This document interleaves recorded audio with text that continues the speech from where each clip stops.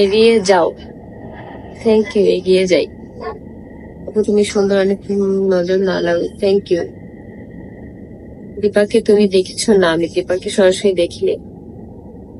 আপু আমার নামটা নাও, মাসরুরা।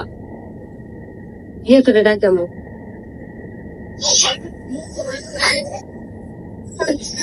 শান্তি নাই।